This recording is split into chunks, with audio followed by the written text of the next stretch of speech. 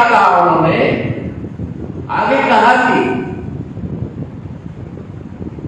मेरी जय जयकार करने की बजाय मेरा अधूरा कार्य पूरा करने में जान की बाजी लगा दो, यही मेरा सच्चा सम्मान होगा। बाबा साहब अम्बेडकर ने अपने नाम के लिए कुछ नहीं किया और उल्टा उन्होंने कहा कि मेरी जय जयकार करने से इस देश के बहुजन समाज को बहुत बड़ा नुकसान। वो जानते थे, वो दूरदर्शी थे, वो हमारी तरह नहीं सोचते थे कि बस आज ढबली बज रही है तो आज नाच लो कल देखा जाएगा। वो सोचते थे कि आज जो ढबली बज रही है उसका आने वाले समय में क्या परिणाम,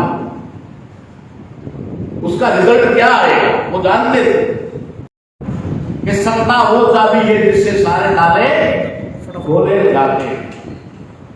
सत्ता वो चाबी है जिससे घुमा सकती है, जिससे सारे ताले खोले जा सकते हैं। बस इतना हमारे लोगों ने पढ़ लिया, बाबा साहब का भागे सत्ता की तरफ। अब उनको ये पता नहीं है कि सत्ता की चाबी रखी हुई कहां है।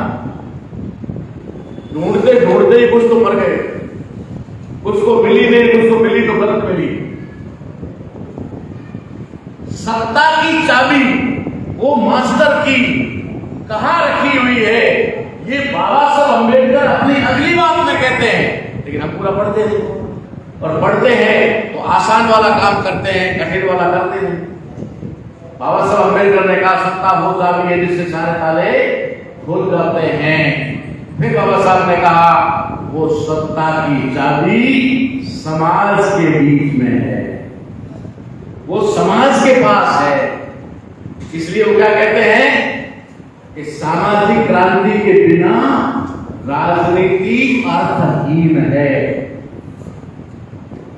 उनकी बातों को एक एक बात के ऊपर पढ़ने से कुछ नहीं होगा, गौर करना होगा। पढ़ने को बहुत सारे लोगों को हमने देखा है, किताबी कीड़े होते हैं, पढ़ लेते हैं, रात को सोते हुए किताब तकिए के नीचे रहती है, सुबह दिखाते रात को मैं पढ़ रहा था। अरे पढ़ तो रहा था लेकिन समझ कितना रहा था। बाबा साहब ने कहा कि सामाजिक क्रांति के बिना राजनीति अर्थहीन है। अगर आपने समाज को तैयार नहीं किया और अगर सीधे राजनीति की तरफ भागे तो आप कभी सफल नहीं हो सकते। आज सबसे बड़ी बात क्या हो रही है, जिस व्यक्ति ने भी थोड़ा बहुत समाज का काम किया, थोड़ा बहुत समाज में उठने बैठने लायक हुआ और अगर थोड़ा दमदार है, थोड़ा बड़ा ऑर्गेनाइजेशन है, तो फटाक से पार्टी बनाए। और पार्टी बनाने में सक्षम नहीं है तो किसी किसी पार्टी में घुस गया। तो जो पार्टी में घुस गया इसका मतलब तो है कि आप पराये घर में गए हो, तो पराये घर में तो आपको उनके नियम कानून कायदों में रहना पड़ेगा।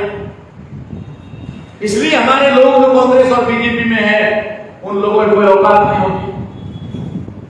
वो एमएलए एमपी होते नाम के हैं, अपने समाज के लिए लड़ नहीं सकते। उल्टा समाज के हक अधिकारों का मामला जब समाज उठाता है तो उनको ही समझौतों के लिए भेज दिया जाता है कि जाओ और समझौता कराओ, अगला टिकट लेना है तो, अगले इलेक्शन का टिकट लेना है तो। कुछ लोग स्वाभिमानी होते हैं, वो इन पार्टियों के गले नहीं बनना चाहते, तो वो क्या करते हैं, अलग पार्टी बना देते हैं। हमारा विभाजन कि जितनी ज्यादा राजनीतिक पार्टियां हमारे समाज में होगी उतना ही हमारे वोटों का विभाजन होगा। हमारे वोटों का जब विभाजन होगा तो वो हमारा वोट जो है वो असली हमारी ताकत है, वो असली हमारी शक्ति है। वो शक्ति का विखंडन होगा, शक्ति का विखंडन होगा। हमारे कैंडिडेट 100, 150, 200, 100, 150, 200 वोट देते हैं एक एमएलए के चुनाव, ठीक है ना। एक एमएलए के चुनाव में 100, 150, अरे जिन 100, 150 लोगों को तो वार्ड मेंबर में भी, ग्राम पंचायत के, आपके यहाँ के नहीं, ग्राम पंचायत के वार्ड मेंबर में 100, 150 वोट मिल जाते हैं। वो एमएलए का वोट ले रहा है, उसके बाद भी वो कह रहा है पार्टी चला रहा है। इसलिए मेरा निवेदन है उन लोगों से जो लोग भी राजनीतिक पार्टियां चला रहे हैं, सामाजिक संगठनों को तुम भले कितना ही कोसते रहो, सामाजिक संगठन अपनी जगह पर सही काम कर रहे हैं। सामाजिक संगठन एजुकेशन का काम कर रहे हैं, एजुकेशन जितनी ज्यादा होगी चलेगा।